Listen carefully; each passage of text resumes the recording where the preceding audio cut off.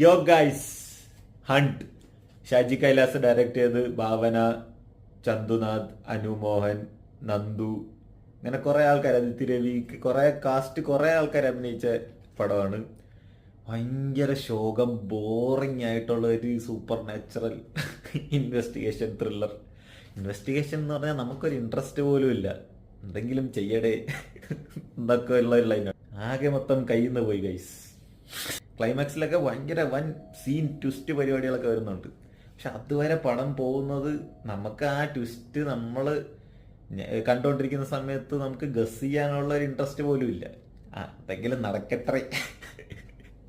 അതിൻ്റെ ഇടയിൽ കുറെ സൂപ്പർ നാച്ചുറൽ പരിപാടി, പിന്നെ ഷാജി കൈലാസത്തിന്റെ സ്ഥിരം പടങ്ങളിലുള്ള ഒരു സ്വാമി, അങ്ങനത്തെ ടൈപ്പ് ഒരു ക്യാരക്ടർ. മൊത്തത്തിൽ ശോകം പടമായിരുന്നു ഗൈസ്. പീസ്.